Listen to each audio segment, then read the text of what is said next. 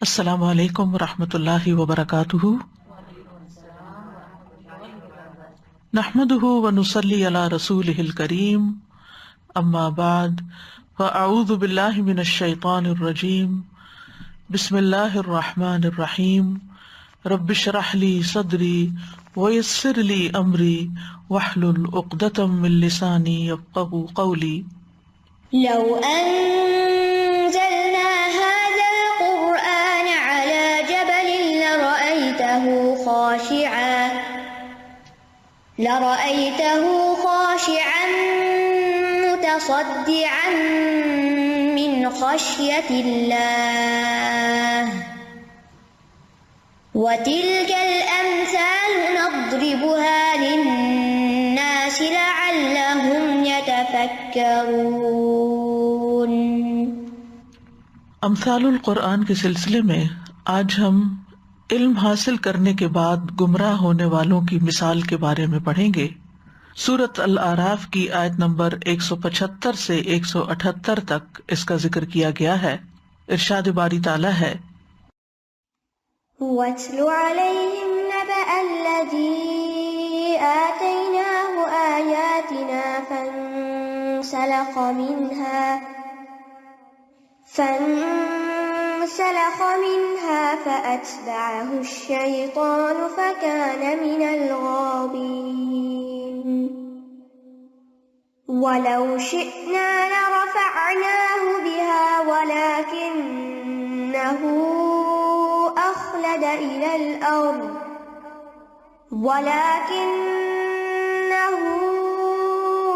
أخلد إلى الأرض واتبع هواه فمثله كمثل الكلب إن تهمل عليه يلهث أو تتركه يلهث ذلك مثل القوم الذين كذبوا بآياتنا فاقصص القصص لعلهم يتفكرون۔ ساء مثلا القوم الذين كذبوا بآياتنا وأنفسهم كانوا يظلمون۔ من يهد الله فهو المهتدي ومن يضلل فأولئك هم الخاسرون۔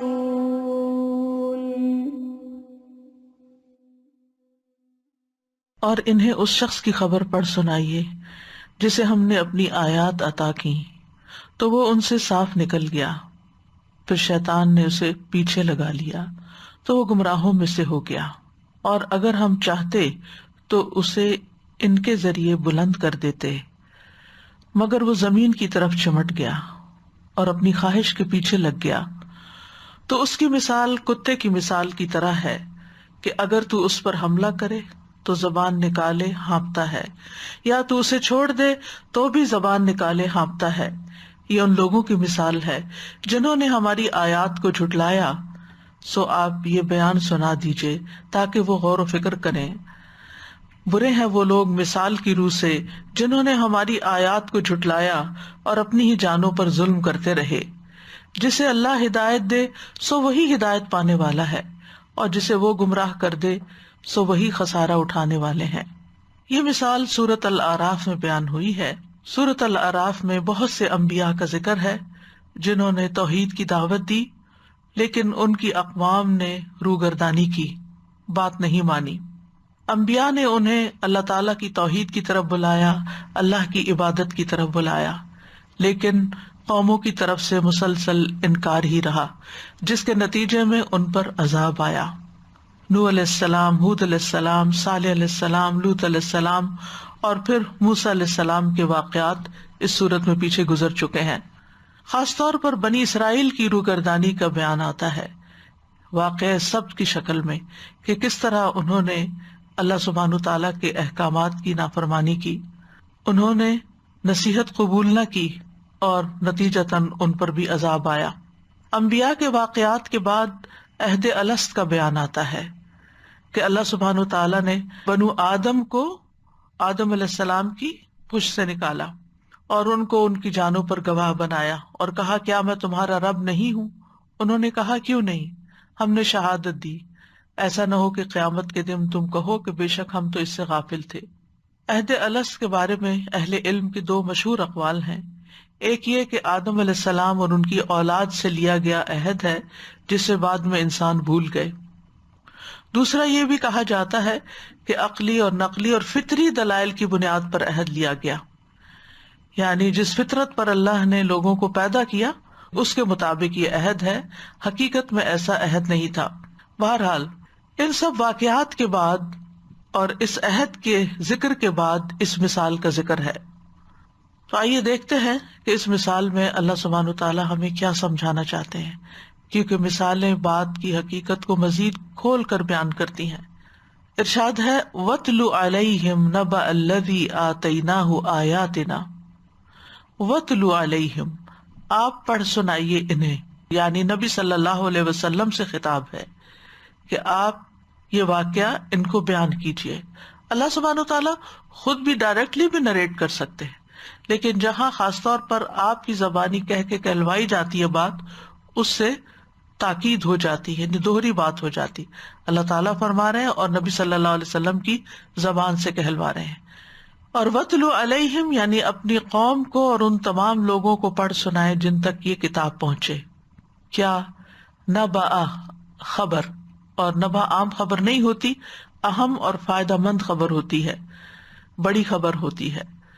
وہ اہم خبر، وہ اہم بات، الذی آتیناہ آیاتنا، اس شخص کی خبر جس کو ہم نے اپنی آیات دی تھی، یعنی ہم نے کتاب اللہ کی تعلیم دی تھی، جس کے نتیجے میں وہ ایک ماہر عالم بن گیا تھا۔ یہ کون شخص تھا؟ الذی سے مراد کون ہے؟ مفسرین میں سے بعض نے اسے ایک متعین شخص قرار دیا ہے جسے کتاب الہی کا علم تھا، پھر وہ دنیا اور شیطان کے پیچھے لگ کے گمراہ ہو گیا۔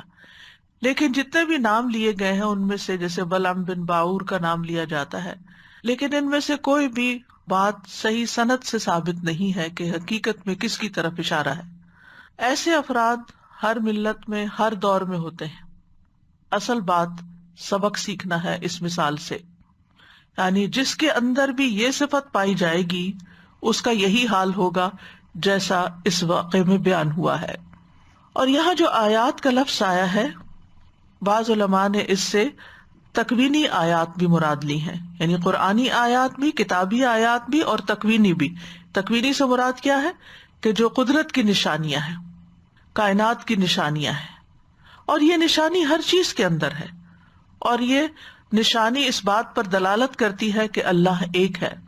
مثلاً ہمارا کھانا ایک نشانی ہے، جو چیزیں ہم پیتے ہیں وہ ایک نشانی ہے، ہوا ایک نشانی ہے، نباتات اللہ کی نشانی ہے، حیوانات اللہ کی نشانیاں ہیں، ستارے سیارے اللہ کی نشانیاں ہیں، آسمان میں گیلیکسیز کا پایا جانا، ستاروں کے جھرمٹ اور ان کے رنگ، یہ سب اللہ کی نشانیاں ہیں، اور یہ ایک نہیں، دو نہیں، ان گنت نشانیاں ہیں، اور یہ اللہ سبحانہ تعالیٰ کی عظمت پر دلالت کرتی ہیں۔ اللہ نے ان سب چیزوں کو پیدا کیا اور اللہ سبحانہ تعالیٰ نے ہی ان کا علم لوگوں کو دیا۔ تو اصل بات یہ ہے کہ علم اللہ ہی سکھاتا ہے۔ آتیناہ آیاتنا، ہم نے دی اس کو اپنی نشانیاں، یعنی اللہ سبحانہ تعالیٰ ہی نے کتابیں بھیجی اور اللہ ہی نے یہ کائنات تخلیق کی، لہٰذا یہ علم اللہ کی طرف سے ہے۔ اور اگر انسان کو کسی بات کا علم نہ ہو تو ضرور کہنا چاہیے واللہ عالم، اللہ زیادہ جانتا ہے، کیونکہ علم تو اللہ ہی کے پاس ہے۔ یا پھر اگر کوئی آپ سے کسی آیت کا مطلب پوچھے یا کوئی فتویٰ پوچھے یا کوئی مسئلہ پوچھے اور آپ اسے یہ کہہ دیں کہ لا اعلم، میں نہیں جانتا، تو اس میں کوئی شرمندگی کی بات نہیں، کیونکہ علم تو اللہ ہی کے پاس ہے۔ ولا یحیطون بشیء من علمہ الا بما شاء، اور اللہ کے علم کے مقابلے میں سارے انسانوں اور ساری مخلوق کا علم مل کے اتنا بھی نہیں جتنا سمندر کے مقابلے میں ایک قطرہ ہو، تو پھر ہم کیا جانتے ہیں۔ تو بہرحال اللہ سبحانہ تعالیٰ نے اس کو آیات کا علم دیا، اور اگر ہم یہاں یہ فرض کر لیں کہ اس کو دین کا علم حاصل ہوا تھا، تو اس روشنی میں آگے کی باتوں کو سمجھیے. فانسلخ منہا، انسلخ کا لغوی مطلب ہوتا ہے کسی چیز کی کھال اوپر سے اتار دینا، جیسے بکری کی کھال کو کھینچ دیتے ہیں، یا سانپ جو ہے وہ اپنی کیچلی سے باہر آ جاتا ہے. اسی طرح قرآن مجید میں سورۃ یاسین میں آتا ہے وَآیَةٌ لَهُمُ اللَّیلُ نَسْلَخُ مِنْهُ النَّہَارَ، کہ ان کے لیے رات ایک نشانی ہے جس کے اوپر سے ہم دن کو ہٹا دیتے ہیں، یعنی دن کی کھال اتار دیتے ہیں اور پھر وہ اندھیری رہ جاتی ہے. تو فانسلخ منہا کا مطلب کیا ہے یہاں اس کانٹیکس میں، کہ وہ آیات کے علم سے نکل گیا، یعنی جو آیات اس کو دی گئی تھی، آیات کے ذریعے جو اس کو عزت بخشی گئی تھی، وہ نافرمانی کی وجہ سے اس سے چھین لی گئی. یعنی گناہوں کی وجہ سے جو وہ اطاعت سے نکل گیا، تو اس کے لیے انسلخ منہا کا لفظ استعمال ہوا. اب نتیجہ کیا ہوا کہ جب اس نے آیات کی پابندی کو چھوڑا، علم پر عمل کرنا چھوڑا، دنیا کے پیچھے بھاگا، فَأَتْبَعَهُ الشَّيْطَانُ، تو شیطان اس کے پیچھے لگ گیا، یعنی شیطان اس کے پیچھے چلا اور اس کو جا پکڑا. ابلیس نے اس پہ قابو پا لیا، کیونکہ جب اس نے آیات کو چھوڑ دیا تو شیطان اس پر غالب آ گیا. جب تک انسان ان آیات کو پکڑے رکھتا ہے، اللہ کی کتاب کو پکڑے رکھتا ہے، تو شیطان پہ بہت بھاری ہوتا ہے. شیطان اس کو پیچھے نہیں لگا سکتا، شیطان اس کے اوپر غالب نہیں آ سکتا، شیطان اس سے ڈرتا ہے. لیکن جو ہی انسان اپنے نفس کی خواہشات پہ چلتا ہے اور کتاب الہی کے علم کے باوجود اس سے روگردانی کرتا ہے، علم پر عمل نہیں کرتا، تو پھر شیطان غالب آتا ہے. اور یہی ترتیب ہر معاملے میں یاد رکھیے. بہت سی چیزوں میں ہم شیطان کو بلیم کر دیتے کہ شیطان نے ایسا کیا، شیطان نے ویسا کیا، لیکن یاد رکھیے سب سے پہلے انسان کا اپنا نفس، اس کی اپنی خواہشات اس کو برائی کا حکم دیتی. ان النفس لامارۃ بالسوء. اور جب انسان نفس کے ہاتھوں کمزور پڑتا ہے، یعنی اس کا ایمان کمزور ہوتا ہے، تو پھر وہ نفس کے پیچھے چلتا ہے، اور جو ہی نفس کی خواہش کے پیچھے چلتا ہے تو پھر وہ انتہائی کمزور ہو جاتا ہے، جس پہ شیطان آ کے حملہ آور ہوتا ہے اور اس کو دبوچ لیتا ہے. اور اس کا ذکر ایک اور آیت میں بھی آتا ہے سورۃ الزخرف کی، وَمَن يَعْشُ عَن ذِكْرِ الرَّحْمَنِ نُقَيِّضْ لَهُ شَيْطَانًا فَهُوَ لَهُ قَرِينٌ وَإِنَّهُمْ لَيَصُدُّونَهُمْ عَنِ السَّبِيلِ وَيَحْسَبُونَ أَنَّهُمْ مُهْتَدُونَ. اور جو شخص رحمان کے ذکر سے آنکھیں بند کر لیتا ہے، ہم اس پر ایک شیطان مسلط کر دیتے ہیں. یعنی جو ہی انسان ذکر کو چھوڑتا ہے، کتاب اللہ کو چھوڑتا ہے، اللہ کی کتاب سے اس کا تعلق نہیں رہتا، تو نتیجہ کیا ہوتا ہے؟ اللہ تعالیٰ اس پر ایک شیطان مسلط کر دیتا ہے. پھر وہ شیطان کا نوالا بن جاتا ہے، شیطان اس پہ اپنے پنجے گاڑ لیتا ہے، یعنی وہ اپنے دشمن کے حوالے ہو جاتا ہے. فَهُوَ لَهُ قَرِينٌ، جو اس کا ساتھی بن جاتا ہے. اب وہ اس کے ساتھ ساتھ رہتا ہے، وہ اس کو گائیڈ کرتا ہے، وہ اس کو خیالات دلاتا ہے، وساوس دیتا ہے، اور بے شک وہ ضرور انہیں اصل راستے سے روکتے ہیں. یعنی جب شیطان کسی کے پیچھے لگتا ہے تو اس کو وہ سیدھے راستے سے ہٹا دیتا ہے، اور یہ سمجھتے ہیں کہ بے شک وہ سیدھے راستے پہ چلنے والے، کیونکہ وہ کیا سمجھتے ہیں، ہمارے پاس تو کتاب کا علم ہے. حالانکہ وہ کتاب ہی کے علم کی تعویلیں کر کے اپنے نفس کو سیٹسفائی کر رہے ہوتے ہیں.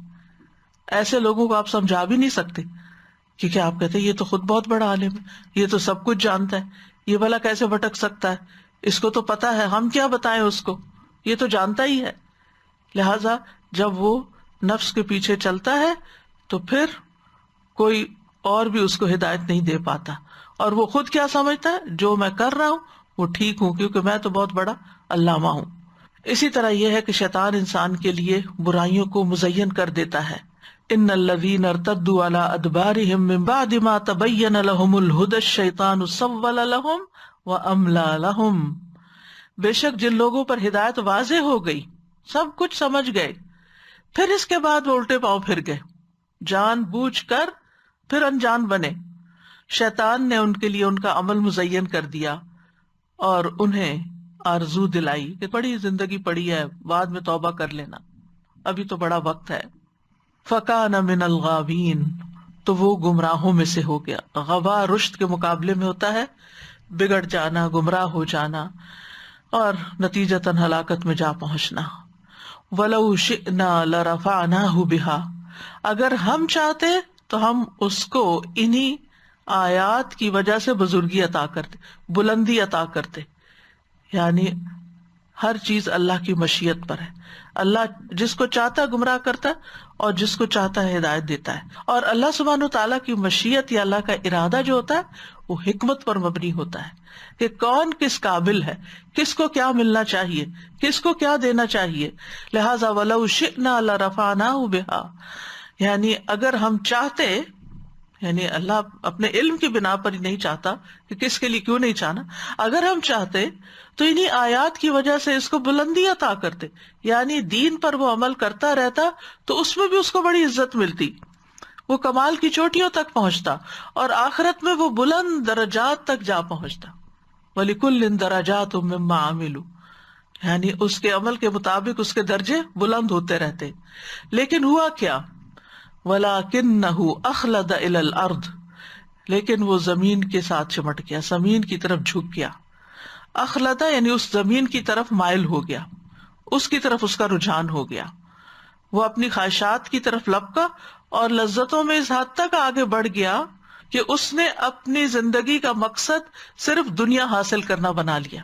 اور یہ ورسٹ کیس سیناریو ہوتا ہے کہ جب کسی انسان کو اللہ تعالیٰ دین کا علم دے اور وہ علم رکھتے ہوئے، وہ سب کچھ جانتے بوجھتے ہوئے پھر دنیا کے پیچھے بھاگنا شروع کر دے اور دنیا کی لذتوں کو ہر حرام کام شروع کر دے، یعنی پھر حلال حرام کی پرواہ ہی چھوڑ دے، جائز ناجائز کی تمیز ہی چھوڑ دے. تو یہ بدترین مثال ہے. وَاتَّبَعَ هَوَاهُ، اور اس نے اپنی خواہشات کی پیروی کی، یعنی اپنی عقل سمجھ دین کے علم سے کوئی فائدہ نہ اٹھایا. اس کے پاس جو رب کی وحی، رب کی آیات تھی، ان کی روشنی میں اس نے کچھ نہیں دیکھا، خواہشات نے اس کو اندھا کر دیا.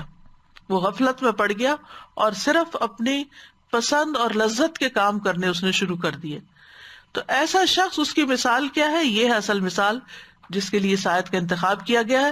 فَمَثَلُهُ كَمَثَلِ الْكَلْبِ، تو اس کی مثال یعنی اس کی حالت كَمَثَلِ الْكَلْبِ، کتے کی حالت کی طرح ہے. پھر ایسا شخص خواہشات کا کتا بن گیا، یعنی اس کی مناسبت کتے کے ساتھ ہوئی کہ جیسے کتے کی عادت ہوتی، جیسے کتے کے اندر خواہشات زیادہ ہوتی ہیں، بس اس کا بھی کچھ حال ویسا ہی ہوگا. یعنی ایسا عالم ایک طرح سے خواہشات پہ چلنے کی وجہ سے کتے کی طرح بن گیا. ان تحمل علیہ یلہث او تترکہ یلہث، یہ کتے کی ایک یونیک کوالٹی یہاں بتائی گئی ہے. ان تحمل علیہ، اگر تم اس کو ڈانٹو. تحمل علیہ کا ویسے تو مطلب ہے اس کے اوپر بوجھ رکھو، اس پہ کچھ لا دو. مطلب یہ کہ ڈانٹیں، جھڑکیں، دھتکار کر نکالیں، اس کو شاؤٹ کریں. یلہث تو بھی وہ ہانپتا ہے. یلہث کا مطلب ہوتا ہے زبان نکال کے ہا ہا ہا اس طرح کر کے سانس لینا. یعنی آپ کتے کو دیکھیں گے کہ وہ ہمیشہ زبان نکالے ہانپتا رہتا ہے.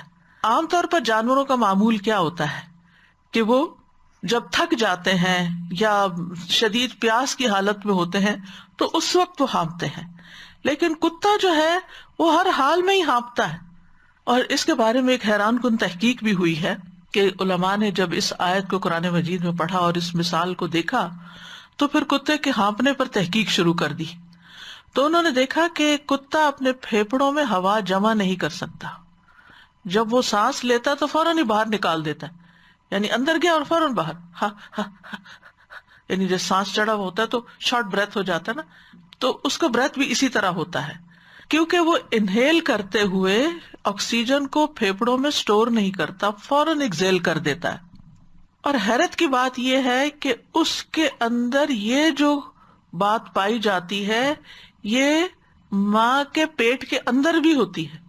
یعنی انہوں نے جب انویسٹیگیشن شروع کی کہ کب سے یہ عادت اس کی شروع ہوتی ہے، جب کب سے وہ ہانپتا ہے، تو تحقیقات سے، بلکہ پکچرز جو میں نے دیکھی نیٹ پہ، کہ انہوں نے دیکھا کہ جب ماں کے پیٹ کے اندر ہے تو اس وقت بھی اس کا منہ کھلا ہوا ہے اور اسی طرح جیسے ہانپنے کی سی کیفیت ہے، اور یہ ہانپنا اس کا جاری رہتا ہے یہاں تک کہ وہ مر جائے، موت تک. یعنی ماں کے پیٹ سے لے کے موت تک. یعنی باقی اگر کسی چیز کی یہاں مثال دی جاتی تو پھر ہو سکتا تھا کہ وہ وقتی ہو یا اور جانوروں کے اندر بھی پائی جاتی ہو، لیکن یہ ایک ایسی چیز ہے ہانپنے والی بات جو کتے کے اندر ہی پائی جاتی ہے اور مستقل طور پر پائی جاتی، یعنی ہانپتے تو انسان بھی ہانپتے ہیں، دیگر جانور بھی ہانپتے ہیں، گرمی سے، پیاس سے، تھکن سے یا کسی بیماری کی وجہ سے، لیکن یہاں پر کتا جو ہے وہ تھرو آؤٹ ہانپتا ہے. یہاں تک دیکھا گیا کہ جب 36 دن کا جنین ہوتا ہے، یعنی فیٹس تھا 36 days اونلی، تو اس وقت سے اس کا یہ ہانپنا شروع ہوتا ہے، یعنی پیدائش سے پہلے اور پیدائش کے بعد. انسانوں پر آپ دیکھیے کہ کیسی کیسی اللہ کی رحمتیں ہیں، کہ اللہ نے ہمارے پھیپھڑے ایسے بنائے ہیں کہ ہم جب سانس لیتے ہیں تو سارا سانس ایک دم باہر نہیں چلا جاتا واپس ایکسیل کرتے ہوئے، بلکہ کچھ اندر بھی آکسیجن رہ جاتی ہے، جس کی وجہ سے ہم دیر تک بات بھی کر سکتے ہیں. خاص طور پر قرآن کی آیات کی تلاوت جو ہے اس میں لمبا سانس جو ہے وہ فائدہ دیتا ہے. تو بہرحال یہ ہانپنا جو ہے یہ ایک تکلیف دہ کیفیت ہوتی. اگر آپ کا سانس پھولتا ہو تو آپ سیڑھی چڑھے تو آپ کو کتنی تکلیف ہوتی، آپ 4 قدم چلے آپ کو تکلیف ہوتی. ان بیماری کی حالت میں بعض اوقات ایسا ہو جاتا ہے، آپ دوڑے تو آپ ہانپنے لگتے ہیں، آپ کو تکلیف ہوتی ہے. لیکن کتے کا حال ہر وقت یہی ہوتا ہے.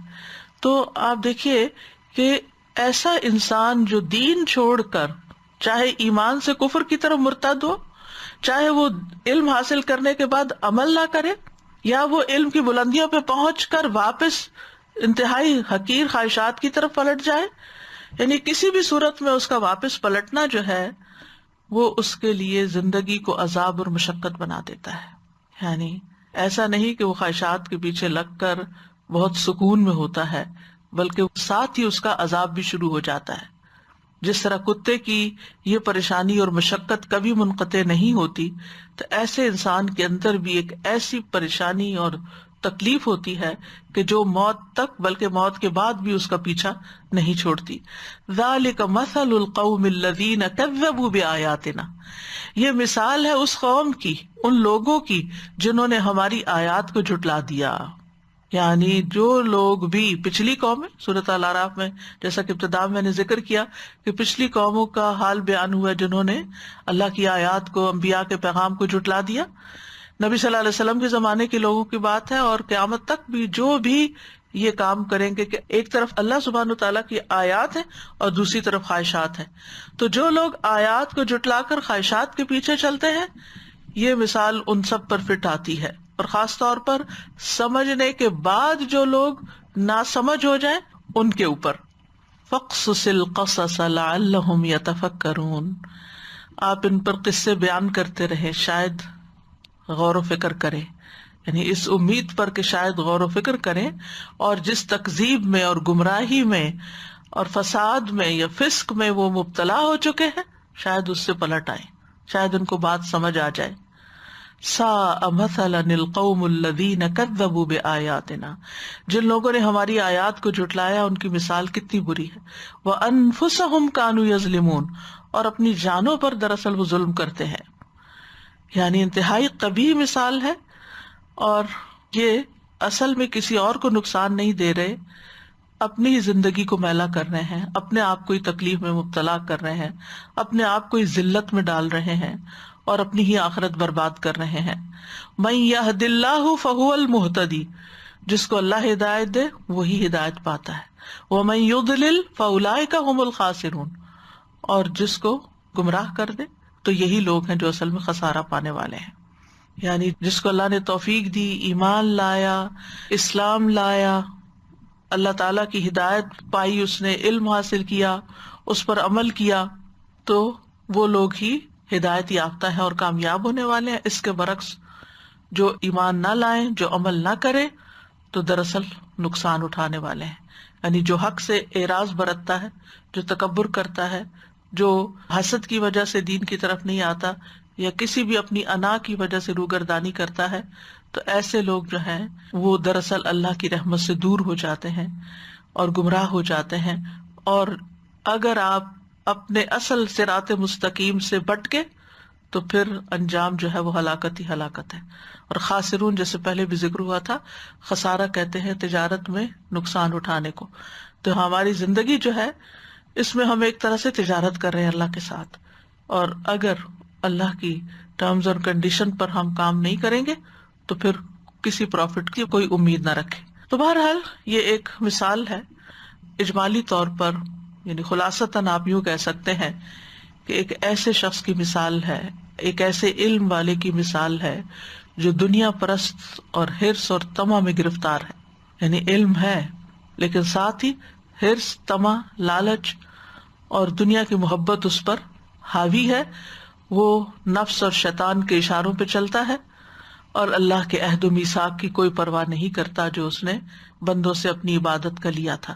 تو نبی صلی اللہ علیہ وسلم کو بطور عبرت ایسے شخص کی مثال بیان کرنے کا حکم دیا گیا کہ آپ لوگوں کو سمجھانے کے لیے مثال بتائیے.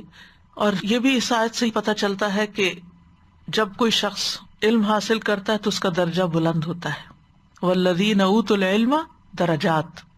لیکن جب کوئی شخص اس علم کی قدر نہیں کرتا، اس علم کو ریگارڈ نہیں دیتا، اس پر عمل نہیں کرتا، تو پھر وہ دنیا میں بھی ذلیل و خوار ہو جاتا ہے.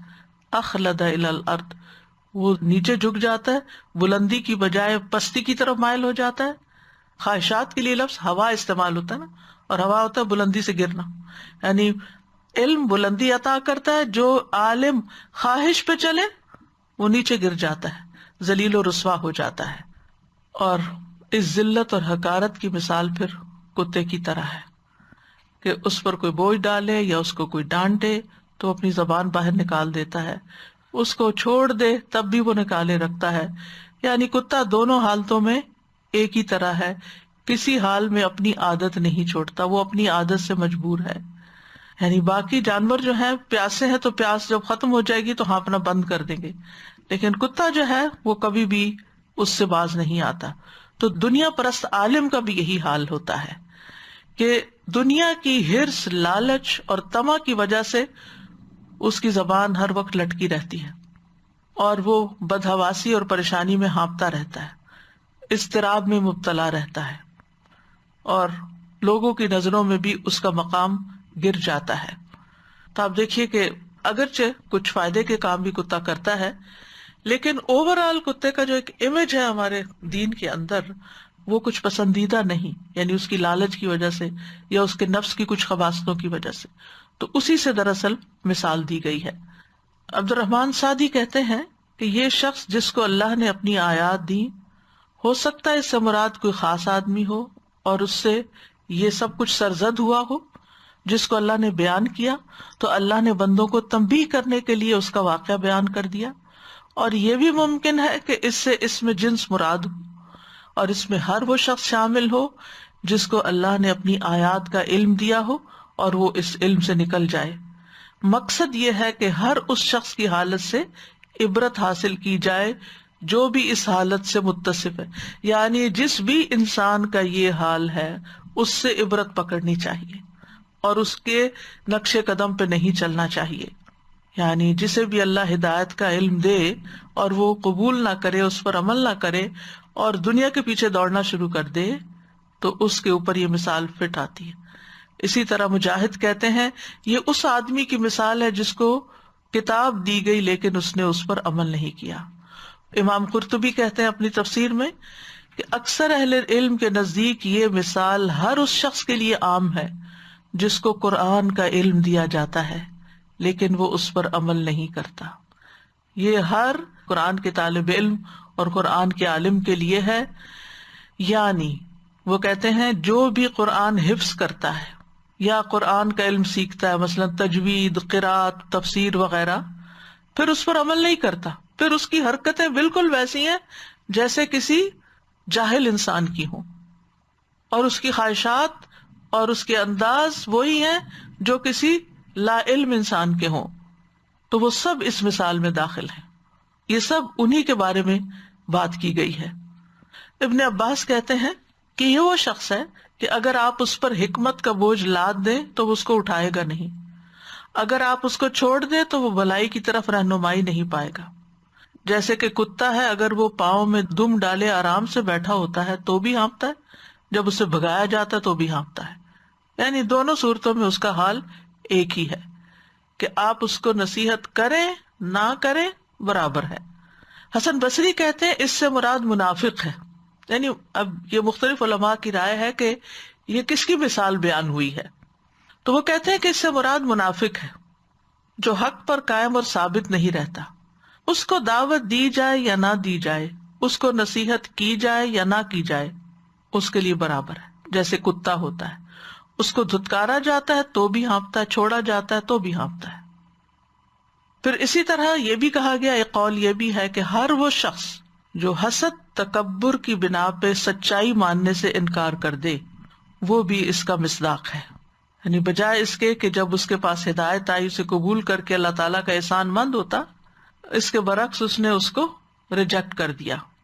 ابن قیم کہتے ہیں پس وہ شخص جس کو اللہ نے اپنی کتاب دی اور اس کو اس کا وہ علم دیا جس علم سے دوسروں کو محروم رکھا، یعنی سب کو نہیں ملا، اس کو ملا تھا، لیکن اس نے اپنی خواہش کی پیروی کی اور اللہ کی ناراضگی کو اس کے غصے پر ترجیح دی اور اپنی دنیا کو اپنی آخرت پر ترجیح دی. یعنی اپنی خواہشات پر اللہ کی ناراضگی کو ترجیح دی، یعنی چاہے اللہ تعالیٰ ناراض ہوتا ہے یہ جو بھی، کوئی فرق نہیں پڑتا. اپنی دنیا کو آخرت پر ترجیح دی، مخلوق کو خالق پر ترجیح دی، مخلوق کو بندوں کو خالق پر ترجیح دی، یعنی بندوں کے پیچھے لگ کے بندوں کی محبت میں گرفتار ہو کے اللہ کے احکامات کو پس پش ڈال دیا. تو اللہ نے ایسے آدمی کو کتے کے ساتھ تشبیہ دی ہے. تو ہر خواہش پرست عالم کے لیے اس میں نصیحت ہے. پھر اسی طرح یہ بھی کہا گیا کہ نبی صلی اللہ علیہ وسلم کے زمانے میں بھی کچھ لوگ ایسے تھے جنہوں نے قرآن سنا، علم والے تھے، جیسے ولید بن مغیرہ، سمجھ گیا، بات کی تہ تک پہنچ گیا. اس نے کہا تھا کہ اس قرآن کی ایک لذت اور شیرینی ہے. یہ ولید بن مغیرہ کے الفاظ کا ترجمہ ہے. اس میں تازگی اور رونق ہے، اس کی چوٹی پھل دیتی ہے، اس کا نچلا حصہ سرسبز و شاداب ہے، یہ بلند ہوتا ہے اور اس پر کوئی چیز غالب نہیں آ سکتی. لیکن پھر ایمان لانے سے رک گیا، سمجھ کے، جان بوجھ کے. اس کے برعکس جبیر بن مطعم جب مدینہ میں داخل ہوئے، مسلمان نہیں ہوئے تھے، وہ کہتے ہیں میں نے نبی صلی اللہ علیہ وسلم کو مغرب کی نماز میں سورۃ طور کی تلاوت کرتے ہوئے سنا تو میں بہت غور سے ان آیات کو سنتا گیا، قریب تھا کہ میرا دل سینے سے نکل کے پرواز کر جاتا، یعنی اتنا گہرا اثر ہوا اور مسلمان ہو گئے. تو یہاں پر آپ دیکھیے کہ آیات سے نکل جانے کو کھال سے نکل جانے سے تعبیر کیا گیا ہے، یعنی آیات کی پابندی سے باہر نکل گیا، جیسے کوئی چیز کھال میں سے باہر نکال دی جاتی ہے. پھر اسی طرح دنیا کے پیچھے پڑنا، خواہش پرستی، یہ دراصل کتے کی مثال ہے. تو ایک ایسا نقشہ کھینچا گیا ہے کہ جس سے ہر ایک کو کراہت آتی ہے، لیکن سبق تو عقل والے ہی لیتے ہیں. نبی صلی اللہ علیہ وسلم نے بھی قرآن پڑھ کر اس سے نکل جانے والے کی شدید مذمت کی ہے. حذیفہ کہتے ہیں رسول اللہ صلی اللہ علیہ وسلم نے فرمایا، مجھے تمہارے حق میں سب سے زیادہ ڈر اس آدمی سے ہے جو قرآن پڑھے گا، جب اس کی آواز کے حسن کا چرچا ہو جائے گا تو اسے اسلام کا پشت پناہ سمجھا جائے گا. یعنی اتنا خوبصورت پڑھے گا کہ لوگ کہیں گے کہ واہ، اس سے دین کو کتنا فائدہ ہو رہا ہے. لیکن حقیقت کیا ہوگی؟ وہ اسلام سے عاری ہوگا، اسے پشت کے پیچھے پھینک دے گا، اپنے پڑوسی پر تلوار اٹھائے گا، یعنی ساتھ رہنے والوں پہ ظلم اٹھائے گا اور اس پر شرک کا الزام دھرے گا. میں نے کہا ہے اللہ کے نبی، ان دونوں میں شرک کے قریب تر کون ہوگا، الزام لگانے والا یا جس پر الزام لگایا جائے؟ آپ نے فرمایا الزام لگانے والا. یعنی مطلب یہ ہے کہ جو کسی کو مشرک کہے گا، جو کسی کو کافر کہے گا، تو دراصل اس کے اپنے اندر خرابی ہے. تو یہ جو بات ہے کہ آیات کو پڑھ کے سمجھ کے چھوڑ دینا اور پھر دنیاوی اموال کے پیچھے لگ جانا، یہ کوئی معمولی جرم نہیں. اس کے لیے فوری سزا کیا ملتی ہے کہ انسان شیطان کے پنجے میں آ جاتا ہے، شیطان اس پہ آ کے سوار ہو جاتا ہے، شیطان اس کو اپنا مطیع بنا لیتا ہے، جس کی وجہ سے انسان حماقت پر حماقت کرتا چلا جاتا ہے، بے وقوفیاں کرنا شروع کر دیتا ہے، کیونکہ اللہ سے دور ہو جاتا ہے، اللہ کا ڈر اس کے دل میں نہیں رہتا، آخرت کی فکر نہیں رہتی، لہذا وہ ایک خرابی سے نکل کر دوسری کی طرف چل پڑتا ہے. پھر اسی طرح آپ دیکھیے کہ نبی صلی اللہ علیہ وسلم کے زمانے میں ایک شخص تھا جو عیسائی تھا، پھر اسلام میں داخل ہوا اس نے سورۃ البقرہ اور آل عمران پڑھ لی، وہ نبی صلی اللہ علیہ وسلم کا کاتب بن گیا، لیکن پھر مرتد ہو گیا، واپس عیسائی ہو گیا، کہنے لگا محمد صلی اللہ علیہ وسلم کے لیے جو کچھ میں نے لکھ دیا اس کے سوا اسے کچھ اور معلوم نہیں، آپ پہ نعوذ باللہ الزام دھرنے لگا۔ اللہ کا کرنا ایسا ہوا کہ اس کی موت واقع ہو گئی، تو اس کے لوگوں نے اس کو دفن کیا زمین میں۔ جب صبح ہوئی تو دیکھا لاش قبر سے نکل کے زمین پہ باہر پڑی۔ اس کے قوم کے لوگوں نے کہا کہ یہ محمد اور اس کے ساتھیوں کا کام ہے صلی اللہ علیہ وسلم، چونکہ اس نے ان کا دین چھوڑ دیا تھا تو انہوں نے اس کی قبر کھود کے باہر نکال دیا اس کو۔ دوسرے دن قبر پھر کھودی جو اور زیادہ گہری کھودی، صبح پھر لاش باہر تھی، پھر انہوں نے یہ الزام لگایا۔ تیسرے دن انہوں نے پھر بہت گہری قبر کھود کے اس کو ڈالا، لیکن نتیجہ کیا ہوا؟ دوبارہ وہ شخص زمین سے باہر تھا۔ اب انہیں یقین آیا کہ یہ کسی انسان کا کام نہیں ہے، لہٰذا انہوں نے اس کو یوں ہی زمین پہ چھوڑ دیا کہ آ کے درندے اس کو کھا جائیں۔ تو یہ دنیا میں اس کا انجام ہوا جس نے قرآن کی آیات کا علم حاصل کرنے کے بعد ان کو چھوڑ دیا۔ تو یہ دنیاوی سزا ہے، یعنی ایک تو شیطان غالب آ جاتا ہے، شیطان کا نوالا انسان بن جاتا ہے، دوسرا یہ ہے کہ دنیا میں بھی ذلت ہوتی ہے انسان کی، اللہ تعالیٰ دنیا والوں کے لیے بھی اس کو نمونہ عبرت بنا دیتا ہے۔ بہرحال ایسے لوگوں کے لیے برابر ہوتا ہے کہ آپ انہیں کچھ سمجھائیں یا نہ سمجھائیں، کیونکہ جو خواہشات ہوتی ہیں انسان کو اندھا کر دیتی ہیں، انسان خواہشات کی پوجا شروع کر دیتا۔ افرأیت من اتخذ الہہ ہواہ واضلہ اللہ علی علم، کیا تم نے دیکھا ایسے شخص کو جس نے اپنی خواہش نفس کو اپنا الہ بنا لیا اور اللہ نے اسے علم کے باوجود گمراہ کر دیا۔ جب انسان خواہشات کے پیچھے چلتا ہے تو پھر علم ایک طرف رہ جاتا ہے اور انسان کسی اور رستے پہ چل پڑتا ہے۔ اللہ تعالیٰ فرماتے ہیں قرآن مجید میں کہ ایسے لوگوں کے لیے سواء علیکم ادعوتموہم ام انتم صامتون، برابر ہے تمہارے لیے خواہ تم انہیں دعوت دو، نصیحت کرو یا تم چپ رہو۔ یعنی ایک لا علم کو آپ سکھا سکتے ہیں، سمجھا سکتے ہیں، ایک ناسمجھ کو آپ سمجھا سکتے ہیں، نصیحت کر سکتے ہیں، لیکن جو سمجھ کے نہ سمجھے، کہتے ہیں نا کہ ایک وہ شخص ہوتا ہے جو رات کو سو رہا ہوتا ہے نا، تو اس کو آپ جگائیں تو وہ جاگ جاتا ہے، لیکن جو لوگ جاگتے ہوئے سو رہے ہوتے ہیں ان کو آپ نہیں جگا سکتے، یعنی وہ جاگ رہے ہیں، یعنی جاگتے ہوئے کو جگانا مشکل ہے۔ اور اس کی مثال ایسے ہی ہے کہ جیسے کوئی مثلا بچے جاگ رہے ہوتے ہیں نا اور بیڈ پہ ہی لیٹے رہتے ہیں تو اٹھتے نہیں، تو آپ ان کو بار بار کہتے ہیں اٹھو اٹھو، تو سن رہے ہوتے ہیں لیکن اٹھنے کا نام نہیں لیتے، تو یہ جاگتے ہوئے کو جگانا مشکل ہے۔ تو علم والوں کو سمجھانا بڑا مشکل ہوتا ہے، ان کے پاس بڑی تعویلیں ہوتی ہیں اور وہ حرام کام پھر کرتے چلے جاتے ہیں اپنی خواہشات پوری کرنے کے لیے، اللہ کی حدیں توڑتے چلے جاتے ہیں۔ اس مثال کے کچھ دیگر پہلو بھی ہیں۔ ابن قیم کہتے ہیں کہ کتا تمام جانوروں سے زیادہ خبیث ہے، سب سے گھٹیا حیثیت رکھتا ہے، اس کا نفس سب سے زیادہ خبیث گھٹیا ہوتا ہے، اس کا عزم اس کے پیٹ سے آگے نہیں بڑھتا، یا اس کو کھانے کی خواہش ہوتی ہے یا جنسی خواہش ہوتی ہے، یعنی وہ پیٹ اور شرمگاہ کا کتا ہوتا ہے، انہی دو چیزوں پر اس کا فوکس ہوتا ہے، انہی کی لذت میں وہ جیتا ہے۔ پھر یہ کہ تمام جانوروں سے زیادہ لالچی ہوتا ہے، حریص ہوتا ہے، جب وہ چلتا بھی ہے تو اس کی تھوتنی زمین میں لگی ہوتی ہے، سونگتا جاتا ہے، ہر چیز سونگتا جاتا ہے، انتہائی لالچ کی وجہ سے بو سونگتا ہے، اور اپنے جسم کے باقی اجزاء کو چھوڑ کر اپنی دبر کو سونگتا رہتا ہے، یعنی اپنی شرمگاہ کو سونگتا رہتا ہے۔ آپ اس پر پتھر پھینکتے ہیں تو شدید حرص اور لالچ کی وجہ سے پتھر کی طرف بھی بھاگ کے جاتا ہے تاکہ اس کو دانتوں سے کاٹے، یعنی ذلت والے گھٹیا حقیر کاموں کی طرف جانے والا اور ان پہ راضی رہنے والا ہے۔ پھر اسی طرح یہ کہ گندگی پسند کرتا ہے، اس کو گندی بدبودار لاشیں تازہ گوشت سے زیادہ پسند ہوتی ہیں، انسانوں کی غلاظت اس کو بہت محبوب ہوتی ہے، ہر حال میں بھونکتا ہے، ہر حال میں ہانپتا ہے، کھڑا ہو، بیٹھا ہو، چل رہا ہو، رکا ہوا ہو، اس کا ہانپنا ختم نہیں ہوتا، ہر کسی پہ بھونکتا ہے، یہ نہیں دیکھتا کوئی بڑا ہے چھوٹا ہے، جو بھی پاس سے گزرے گا اس پہ بھونکے گا۔ اور جب وہ اس بات کا سوچتا بھی ہے کہ کوئی اس کے ساتھ کسی چیز میں مثلا کوئی چیز کھا رہا ہو اور اگر کوئی اور آئے تو اس پہ بھی بھونکے گا، کسی کو اپنے کھانے میں شریک نہیں ہونے دے گا۔ تو اسی طرح علم کے باوجود جو دنیا کو ترجیح دیتے ہیں ان کے اندر بھی ایسی ہی چیزیں پیدا ہو جاتی ہیں. قرآن مجید میں ہم دیکھتے ہیں کہ کتے کا ذکر 3 مقامات پر ہوا. ایک شکاری کتے کے طور پر، دوسرے یہ اس مثال میں، اور تیسرے اصحاب کہف کا کتا.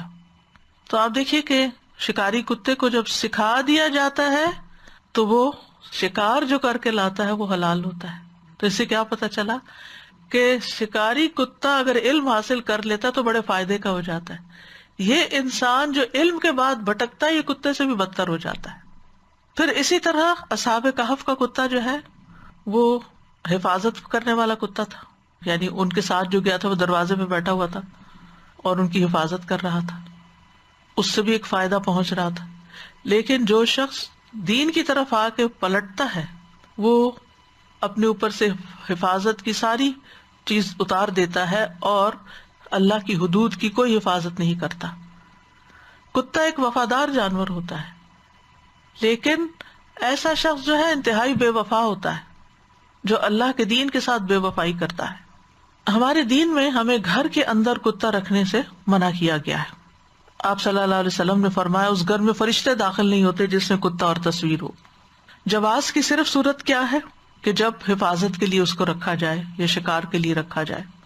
کتے کا جھوٹا بھی ناپاک ہے، یعنی کتے کے بارے میں جو احکامات ملتے ہیں ان کا خلاصہ یہاں تھوڑا سا بتایا گیا کہ کتے کی مثال جو دی گئی تو کتے سے متعلق اور کیا باتیں ہمارے دین میں ملتی ہیں. تو اس مثال سے کچھ باتیں ہماری سمجھ میں آتی ہیں. سب سے پہلی بات تو یہ کہ علم و حکمت بڑی قیمتی چیز ہے اور یہ قربانیاں بھی مانگتی ہے. اس کے ذریعے انسان کے درجات بلند ہوتے ہیں. جس کو علم و حکمت ملی اس کو خیر کثیر ملا، اللہ کا بہت بڑا عطیہ ہے، کیونکہ علم اور حکمت کی وجہ سے آپ بہت سے دشمنوں کو دوست بنا لیتے ہیں. پھر اسی طرح اللہ تعالیٰ کا قرب اور خشیت آپ کو حاصل ہوتی ہے. جس کے ساتھ اللہ بھلائی چاہتا ہے اسے دین کی سمجھ دے دیتا ہے، لہٰذا آپ اللہ کے ان خاص بندوں میں شامل ہو جاتے ہیں جن سے اللہ تعالیٰ بھلائی کا ارادہ کرتا ہے. ہمارے دین میں ایک عالم کا مقام اور مرتبہ بہت بڑا ہے. رسول اللہ صلی اللہ علیہ وسلم کے سامنے 2 آدمیوں کا ذکر کیا گیا، ان میں سے ایک عابد تھا اور ایک عالم. آپ نے فرمایا عالم کی فضیلت عابد پر ایسی ہے جیسی میری فضیلت تم میں سے ایک عام آدمی پر ہے. پھر آپ نے فرمایا اللہ اور اس کے فرشتے اور آسمان اور زمین والے، یہاں تک کہ چیونٹیاں اپنے سوراخ میں اور مچھلیاں اس شخص کے لیے جو نیکی اور بھلائی کی تعلیم دیتا ہے خیر و برکت کی دعائیں کرتی ہیں. اتنا بڑا آنر ہے، اتنا بڑا اجر و ثواب ہے، اتنی زیادہ عزت ہے علم والے کی کہ ساری مخلوق اس کے لیے استغفار کرتی ہے. جو علم کے راستے پہ چلتا ہے وہ جنت کے راستے پر ہوتا ہے. علماء انبیاء کے وارث ہوتے ہیں، لیکن علم پر عمل کے بغیر خالی علم انسان کا مقام بلند نہیں کرتا. یعنی اگر انسان علم خوب رکھتا ہے لیکن عمل نہیں کرتا، وَلَوْ شِئْنَا لَرَفَعْنَاهُ بِهَا، یہ عمل کے ساتھ ہوتا ہے. عمل چھوڑ دیتا ہے، اس کے برعکس عمل کرتا ہے تو پھر ذلیل ہوتا ہے. یعنی اللہ کے ہاں درجات کی بلندی علم کے ساتھ اس وقت ہے جب انسان ایمان رکھتا ہو، عمل کرتا ہو. اور ہمیں تعلیم بھی یہی دی گئی ہے کہ ہم علم پر عمل کریں. قیامت کے دن کسی شخص کے قدم اللہ رب العزت کے پاس سے اس وقت تک ہٹ نہیں سکیں گے جب تک 5 چیزوں کے بارے میں پوچھ نہ لیا جائے. عمر کن کاموں میں صرف ہوئی، جوانی کہاں لگائی، مال کہاں سے کمایا، کہاں خرچ کیا، اور جو سیکھا اس پہ عمل کتنا کیا. تو قرآن پڑھ کر عمل نہ کرنے والے ان کے لیے شدید وعید ہے. اور نہ صرف یہ کہ یہ آخرت سے متعلق ہے، دنیا سے متعلق بھی ہے. یعنی اہل علم اگر عمل نہیں کرتے تو دنیا والوں کے لیے بھی ایک بری مثال ہے. علماء کے لیے یہ آیت شدید ترین آیتوں میں سے ہے. احادیث میں تو آتا ہے نا کہ اگر کوئی اپنے علم پر عمل نہیں کرتا تو قیامت کے دن اس کی زبان آگ کی کینچی سے کاٹی جائے گی. اسی طرح یہ ہے کہ علم والوں کے اندر اگر مال کی ہرس اور لالچ آ جائے تو یہ شدید نقصان دہ ہے، سخت نقصان دہ ہے. رسول اللہ صلی اللہ علیہ وسلم نے فرمایا 2 بھوکے بھیڑیے جنہیں بکریوں کے ریوڑ میں چھوڑ دیا جائے اتنا نقصان نہیں پہنچائیں گے جتنا نقصان آدمی کے مال و جاہ کی ہرس اس کے دین کو پہنچاتی ہے. یعنی دین والوں میں اگر مال کی لالچ آ جائے تو پھر دین کو سخت نقصان ہو جاتا ہے. یعنی اگر 2 بھوکے بھیڑیے بکریوں میں چھوڑ دیے جائیں تو وہ ان کو تباہ برباد کر دیں گے اور وہ ہر چیز ویران ہو جائے گی. لیکن اگر کوئی شخص دین پڑھ کر، دین والا ہو کر دنیا کے لالچ میں گرفتار ہو جائے تو وہ اس سے بھی زیادہ تباہ کن کام کرتا ہے جتنا وہ بھیڑیا کرتا ہے. کیسے؟ ابن قیم کہتے ہیں اہل علم میں سے جس نے بھی دنیا کو ترجیح دی، اس کو محبوب جانا، تو لازمی طور پر وہ اللہ کی بات پر ناحق بات کہے گا. یعنی آیات کی کوئی ایسی تعویل کر لے گا جو ناحق ہوگی. وہ اپنے فتوے میں، اپنے فیصلے میں، اپنی خبر میں اور کسی چیز کو لازم کرنے میں ضرور ناحق بات کہے گا. یعنی جب اس کو دنیا کا لالچ ہوگا تو پھر وہ لوگوں کی پسند کے فتوے دینے لگے گا، جیسے علماء بنی اسرائیل کا حال تھا. علماء بنی اسرائیل پر اللہ سبحانہ تعالیٰ نے سخت گرفت کی ہے قرآن مجید میں. کس وجہ سے؟ انہوں نے حق کو پہچان لیا تھا لیکن نبی صلی اللہ علیہ وسلم پر ایمان نہیں لائے اور روگردانی کی اور پھر کتاب میں تحریف کی. یشترون بآیات اللہ ثمنا قلیلا. تو اس چیز کو ہمیشہ مد نظر رکھنا چاہیے. تو بنیادی طور پر یہاں علم والوں کے لیے دنیا کی لالچ اور حرص کی مذمت کی گئی ہے، کیونکہ دنیا کی رنگینیاں اور محبت دلوں کو ٹیڑھا کرنے کا سبب ہے. اس سے انسان کے اندر اللہ سے دوری پیدا ہوتی ہے. نبی صلی اللہ علیہ وسلم نے فرمایا قیامت قریب آ چکی ہے، لوگوں میں دنیا کی حرص بڑھ جائے گی اور اللہ سے دوری میں اضافہ ہوگا. اسی طرح اس آیت سے یہ بات بھی پتہ چلتی ہے کہ علماء سوء سے بچنا چاہیے. یعنی ایسے عالم ہر جگہ موجود ہیں تو ان سے بچ کے رہنا چاہیے کہ جو علم رکھنے کے باوجود دنیاوی فائدے حاصل کرنے کے لیے دین کے اندر ایسی ایسی باتیں کرتے ہیں کہ جو لوگوں کو دین سے اور دور کر دیتی ہیں یا اللہ کی راہ سے بھٹکا دیتی ہیں. کیونکہ ایسے عالموں کے پیچھے پھر شیطان لگ جاتا ہے اور شیطان ان کو تو گمراہ کرتا ہی ہے، ان کے ذریعے ایک بڑی مخلوق کو بھی گمراہ کر دیتا ہے. اور اہم بات سیکھنے کی یہ ہے اس میں کہ خواہشات کی پیروی سے ہر ایک کو ہی بچنا چاہیے. وَأَمَّا مَنْ خَافَ مَقَامَ رَبِّهِ وَنَهَى النَّفْسَ عَنِ الْهَوَىٰ فَإِنَّ الْجَنَّةَ هِيَ الْمَأْوَىٰ. اور رہا وہ شخص جو اپنے رب کے سامنے کھڑے ہونے سے ڈر گیا اور اس نے نفس کو خواہش سے روک لیا تو بے شک جنت ہی اس کا ٹھکانہ ہے. اس کے برعکس فَأَمَّا مَنْ طَغَىٰ وَآثَرَ الْحَيَاةَ الدُّنْيَا فَإِنَّ الْجَحِيمَ هِيَ الْمَأْوَىٰ. جو حد سے بڑھ گیا، اس نے دنیا کی زندگی کو ترجیح دی، یعنی آخرت کے مقابلے میں، حلال کے مقابلے میں حرام کی طرف چلا گیا، یقینی بات کو چھوڑ کے شک میں مبتلا ہو گیا، تو پھر ایسی صورت میں جہنم ہی اس کا ٹھکانہ ہے. خواہش پرستی جو ہے وہ انسان کو گمراہی کی طرف لے جاتی ہے. داؤد علیہ السلام کو اللہ تعالیٰ نے فرمایا تھا وَلَا تَتَّبِعِ الْهَوَىٰ فَيُضِلَّكَ عَن سَبِيلِ اللَّهِ. خواہش نفس کی پیروی نہ کرنا ورنہ یہ بات تمہیں اللہ کی راہ سے بہکا دے گی. تو جب خواہشات انسان کے دل میں اٹھتی ہیں تو انسان شیطان کا کرنے والا بن جاتا ہے اور اس کی وجہ سے پھر انسان اپنے فرائض کو بھولنے لگتا ہے، اپنی دینی ذمہ داریوں کو چھوڑ دیتا ہے. وَلَا تُطِعْ مَنْ أَغْفَلْنَا قَلْبَهُ عَنْ ذِكْرِنَا وَاتَّبَعَ هَوَاهُ وَكَانَ أَمْرُهُ فُرُطًا. تم ایسے شخص کی بات نہ مانو جس کا دل ہم نے اپنے ذکر سے غافل کر دیا اور وہ اپنی خواہش پہ چلتا ہے اور اس کا معاملہ حد سے بڑا ہوا ہے. تو اب کرنے کے کام یہ ہے کہ علم حاصل کرنے کے بعد اس کے اوپر بعد کیا ساتھ ساتھ ہی عمل کرنا چاہیے، عمل کے طریقے بھی سیکھنے چاہیے.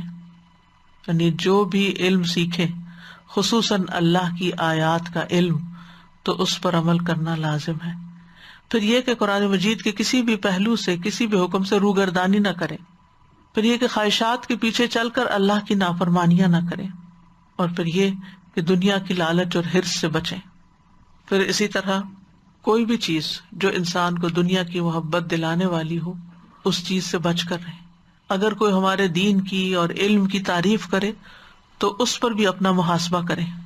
ابو بکر رضی اللہ عنہ کے بارے میں آتا ہے کہ جب ان کی کوئی اس طرح کی تعریف کرتا تھا تو کہتے تھے اللہم لا تؤاخذنی بما یقولون واغفر لی ما لا یعلمون. تو اللہ تعالیٰ سے ہم دعا کرتے ہیں کہ اللہ تعالیٰ ہدایت کے بعد ہمارے دلوں کو نہ پلٹائے.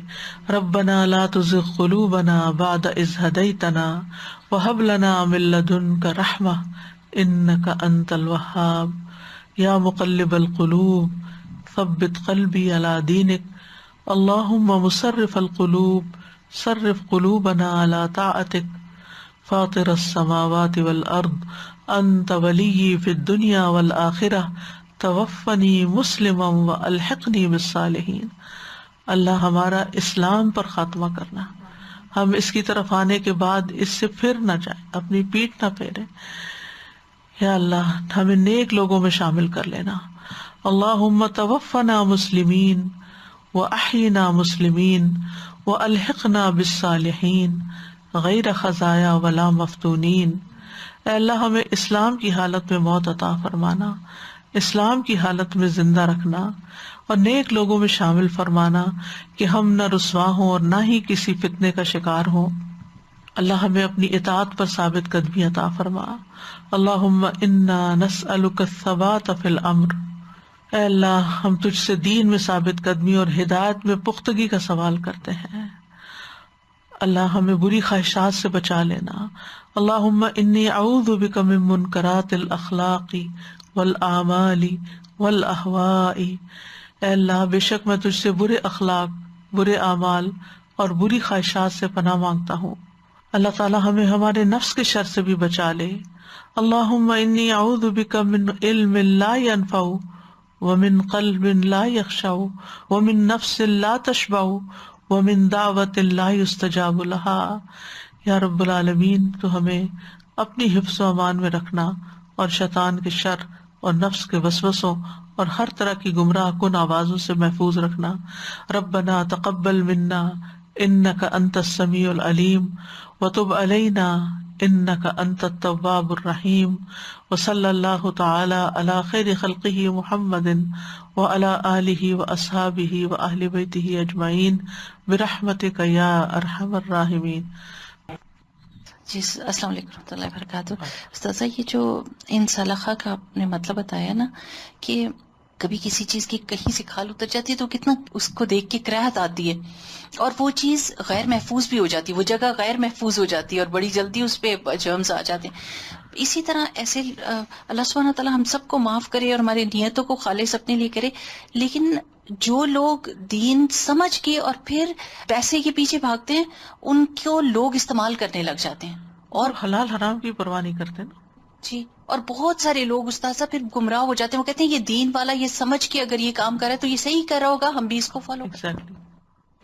استاذہ یہ جو لرفعنا ہے یہ حضرت عمر رضی اللہ تعالیٰ عنہ کہا کرتے تھے نا کہ عمر بیمار اونٹوں کو مالش کیا کرتا تھا لیکن اللہ نے قرآن کے ذریعے سے عزت بخشی. عزت بخشی.